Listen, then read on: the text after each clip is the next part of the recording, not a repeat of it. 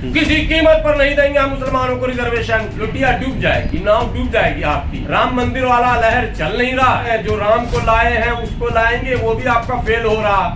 लोग सवाल कर रहे हैं कि राम को आप कौन होते हैं लाने वाले, राम तो खुद आपको लाए हैं। अब मोदी जी ने भाषण शुरू किया, भाइयों बहनों मुसलमान को आरक्षण नहीं देंगे हम। मोदी जी बहुत बहुत धन्यवाद, यही बात तो हम सुनना चाह रहे थे। क्यों, मुझे उम्मीद नहीं थी कि प्रधानमंत्री जी मंगलसूत्र और भैंस और गाय और बकरी सुअर तक पहुंचेंगे, मुझे ऐसी उम्मीद नहीं थी। हम लोगों की उम्मीदों पर पानी फिर गया कि मोदी जी आप इतने बड़े सोच के होकर इतनी छोटी सोच के सोचने लगे कि कांग्रेस आएगी तो मंगलसूत्र वाले। इनडायरेक्टली आपने मुसलमानों के ऊपर सेंटिमेंटल अटैक तो कर दिया, जो बिल्कुल निंदनीय है। देश के प्रधानमंत्री, अब तक तो प्रधानमंत्री है, आगे की गारंटी मैं नहीं दे सकता, देश की जनता तय करेगी। हम धर्म की राजनीति नहीं होने देंगे, हम मंदिर मस्जिद की तरफ जो है देश को बढ़ने नहीं देंगे, हम हिंदू मुस्लिम होने नहीं देंगे। पर आप भी जानते हैं, आप लोग पत्रकार हैं, कि हर व्यक्ति एन प्रकार किसी भी तरह से ये चाहता है कि मतदाता हमारे पक्ष में आ जाए। उसके लिए धर्म, जात, क्षेत्र,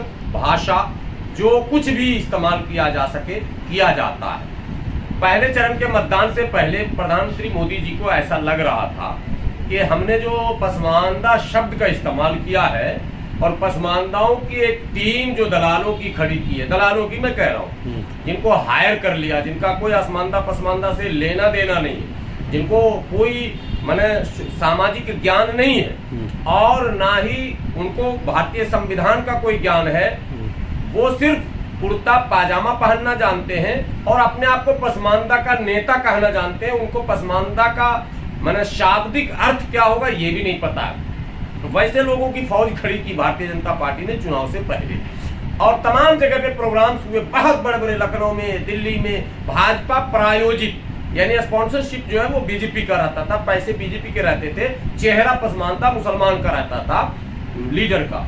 और टीवी चैनलों पर कई नए चेहरे आए जिन्होंने पसमानदा मुसलमानों के हक और हुकूक की बात की, भारतीय जनता पार्टी के पक्ष में बात की।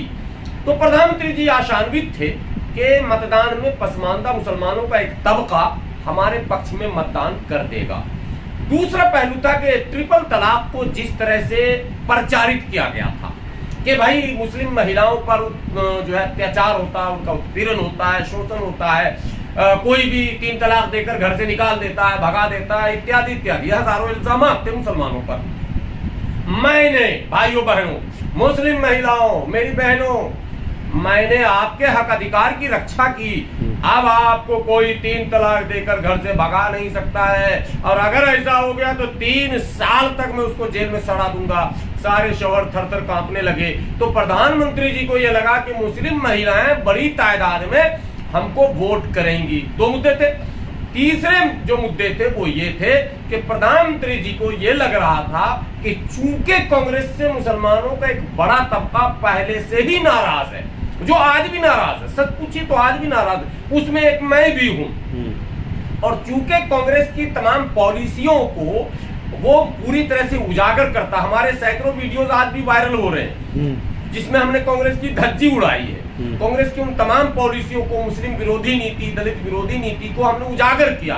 तो प्रधानमंत्री जी को यह मैसेज जा रहा था नीचे से कि मुसलमानों का एक वो सोशल जो गिरोह है, सोशल एक्टिविस्टों का, जो लगातार कांग्रेस की उन गलत पॉलिसियों को कम से कम दोबारा रिव्यू कर रहा, समाज में भेज रहा, तो उससे जो है कांग्रेस के प्रति एक नकारात्मक वातावरण बनेगा और मुसलमान कम से कम शिथिल, उदास हो जाएगा, उसका एग्रेशन कम हो जाएगा।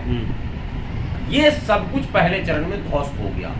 पहले चरण का मतदान हुआ और मतदान में जो मत प्रतिशत आया, उसमें जो मुस्लिम बहुल क्षेत्र थे वहां प्रतिशत 60, 65, 70 पर चले गए, और जो अदर लोग थे उनके यहाँ 45, 50, 54, 55 और 60 के नीचे रह गया।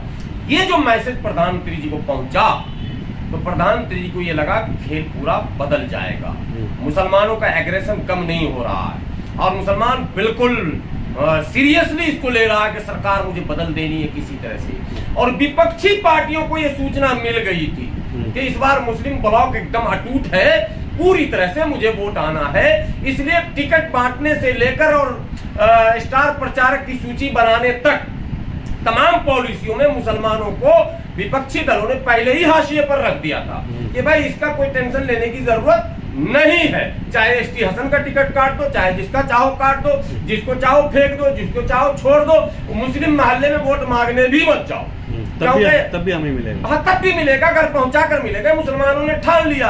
अब ये बदकिस्मती हमारी है, हम उस कौम के एक मेंबर हम भी हैं। हमारे कौम में पता नहीं किस तरह की जहनसाजी की गई इतने दिनों तक कि आज भी हम मजबूर मतदाता भी है और एग्रेशन भी हमारा वही हराने का। कभी हमने जिताने के लिए वोट ही नहीं किया, हराने के लिए हमेशा वोट किया, वो आज भी कर रहे हैं। तो 2 चरण के मतदान के बाद प्रधानमंत्री जी ने पैतरा बदला। उनके जो भाषण लिखने वाले थे उन्होंने कहा, हुजूर स्क्रिप्ट चेंज हो, नटिया लुटिया डूब जाएगी, नाव डूब जाएगी आपकी। राम मंदिर वाला लहर चल नहीं रहा है, इतना आपने जो राम को लाए हैं उसको लाएंगे, वो भी आपका फेल हो रहा। लोग सवाल कर रहे हैं कि राम को आप कौन होते हैं लाने वाले, राम तो खुद आपको लाए हैं। तो मोदी जी ने कहा, नहीं राम जी हमको नहीं लाए, हमको तो कांग्रेस लाई है। अब ये मुसलमान तो सुनने को तैयार ही नहीं है। सच्चाई ये है कि मोदी जी को तो कांग्रेस लाई है। मोदी जी और अमित शाह जी तो जेल में होते, दोनों को फांसी की सजा होती। अगर कांग्रेस अपने 2004 से 2014 तक के शासनकाल में ईमानदारी से गोधरा कांड की जांच कर लेती, अगर सिर्फ, तब भी मसला हल हो गया होता। जकिया जाफरी के हत्यारे का, एहसान जाफरी के हत्यारे का सिर्फ पता लगा लेती, बाबू बजरंगी के वीडियो को आधार बना लेती, माया कोडनानी के वीडियो को आधार बना लेती, और वो 10,000 मासूम और मजलूम के माने बाल बच्चों पर अगर निगाह दौड़ा देती, उनको हक अधिकार और इंसाफ देने का सोच लेती कांग्रेस, तो मोदी जी और अमित शाह जी जेल में होते। लेकिन कांग्रेस को ऐसा करना नहीं था, कांग्रेस को तो मोदी जी को लाना था। सो राम को कौन लाए ये अलग बहस है, मोदी जी को तो कांग्रेस लाई, लेकिन मुसलमान नहीं सुनेगा ना मानेगा। आज मानने और सुनने के मूड में है भी नहीं मुसलमान। अब मोदी जी ने भाषण शुरू किया, भाइयों बहनों, मुसलमान को आरक्षण नहीं देंगे हम, किसी कीमत पर नहीं देंगे हम मुसलमानों को रिजर्वेशन। मोदी जी बहुत बहुत धन्यवाद, यही बात तो हम सुनना चाह रहे थे। क्यों आप मुसलमान को रिजर्वेशन देंगे और क्यों हिंदू को रिजर्वेशन देंगे, क्यों सिख को रिजर्वेशन देंगे, क्यों बौद्धिस्ट को रिजर्वेशन देंगे, जब भारतीय संविधान में धर्म के आधार पर किसी को भी आरक्षण देने और छीनने की व्यवस्था ही नहीं है, तो फिर धर्म के नाम पर आप आरक्षण क्यों देंगे। लेकिन मोदी जी ने ये बात कही क्यों, ये भी मुद्दा है। क्यों इसलिए कही कि 10 अगस्त 1950 को पहले कांग्रेस ने अनुच्छेद 341 अर्थात अनुसूचित जाति आरक्षण पर धार्मिक प्रतिबंध लगा दिया था कि हिंदू दलित को तो देंगे, बाकी दलितों को नहीं देंगे। फिर कांग्रेस ने कर्नाटका में, पहले आंध्रा में कहा 5% मुसलमानों को देंगे। भाई मुसलमानों को देंगे क्यों आप कह रहे हैं, कि किस लिए देंगे, धर्म के नाम पर देंगे? बिल्कुल गलत। जब संविधान में धर्म के नाम पर नहीं है तो आप क्यों देंगे? हाई कोर्ट ने रोक लगा दिया आंध्रा में। फिर कर्नाटका में इन्होंने कोटा विद इन कोटा के नाम पर एक गैप निकाला, लीगल गैप, कि भाई मुसलमानों को 4% आरक्षण देंगे। अब सवाल ये पैदा होता है कि आप अलग क्यों कर रहे हैं? आप मोदी जी जो 5 किलो राशन दे रहे हैं उसमें अलग से कोई व्यवस्था है क्या? मुसलमानों को हरा पैकेट देंगे और हिंदुओं को लाल पैकेट देंगे, ऐसा तो नहीं है। आज तक जितनी योजनाएं आई हैं, चाहे मनरेगा हो, चाहे सब पढ़ो सर्व शिक्षा अभियान हो, चाहे इंदिरा आवास हो या प्रधानमंत्री आवास योजना हो, चाहे ऋण योजना हो, चाहे मुद्रा योजना हो, जितनी योजनाएं तमाम सरकारों ने बनाई, मुसलमानों के लिए तो अलग नहीं कुछ किया। तो ये कांग्रेस बार बार मुसलमानों को अलग क्यों करती है भाई? इसका मतलब कांग्रेस की नीयत भी इसमें साफ नहीं है। अभी जब प्रधानमंत्री जी ने विवादित बयान दिया जो नहीं देना चाहिए था, उनको कुछ अंदाज उनका अलग होना चाहिए था। प्रधानमंत्री हैं लेकिन अंदाज उनका बिल्कुल एक साधारण राजनेता जैसा था जो निंदनीय है। लेकिन उनके इस विवादित बयान के बाद जयराम रमेश ने एक प्रेस कॉन्फ्रेंस किया और जयराम रमेश जी ने कहा कि धर्म के आधार पर तो आरक्षण है ही नहीं। जयराम रमेश जी जरा सा पूछ लेते सोनिया गांधी जी से, नेहरू जी के उस अध्यादेश का कम से कम बखान कर देते। जब नहीं है धर्म के नाम पर तो आपने आज से 50 साल पहले 1950 में 70 साल हो गया क्या? हाँ 70 साल पहले आप 72 साल क्यों छीना हमारा धर्म के नाम पर। आप हिंदू धोबी को आरक्षण दे रहे हैं, मुस्लिम धोबी का छीन लिया। आप हिंदू हेला को दे रहे हैं, मुस्लिम हेला को। आप एक तरफ वाल्मीकि को दे रहे हैं, मुस्लिम वाल्मीकि का छीन रहे हैं। हिंदू डोम को दे रहे हैं, मुस्लिम डोम का छीन रहे हैं। हिंदू क्या कहते हैं जाटव को, मोची को दे रहे हैं, मुस्लिम का छीन रहे हैं। जब मुसलमानों में भी इतनी जातियां हैं जो एससी कैटेगरी में आती हैं, ललबेगी है, हललखोर है, चमेला है, नट है, बक्खो है, डफाली है, निरासी है, मीर शिकार है, ललबेगी है, ये तमाम जातियां जो हमारे यहाँ हैं ये एससी कैटेगरी की है। नट है, बंजारा है, आप इनको निकाल के पहले आपने बाहर कर दिया इसलिए कि इन्होंने इस्लाम धर्म स्वीकार कर लिया। तो पहले ही आपने धर्म का खेल खेला। सो मोदी जी को ये बात कहने का अवसर भी आपने ही दिया। लेकिन विवादित बयान जी, लेकिन अब तो मोदी जी कह रहे हैं, तीसरा चरण आते आते उनकी बयानबाजी में बदलाव आ गया है। वो कह रहे हैं हम मुस्लिम विरोधी नहीं है, लेकिन कब तक ये लोग सत्ता में किसे बिठाना है किसे हटाना है यही सोचते रहेंगे, अपने बच्चों के भविष्य के बारे में क्यों नहीं सोचते? ये चैनल को इंटरव्यू में उन्होंने बोला। ठीक क्या मैं कह रहा हूँ, मुझे उम्मीद नहीं थी कि प्रधानमंत्री जी मंगलसूत्र और भैंस और गाय और बकरी सुअर तक पहुंचेंगे। मुझे ऐसी उम्मीद नहीं थी। मुझे लग रहा था कि नरेंद्र मोदी एक व्यापक सोच के लीडर हैं जो विदेशों में अच्छे संबंध बनाते हैं। अरब देश के शेख जो है या हबीबी करके गले मिल रहे हैं भाई।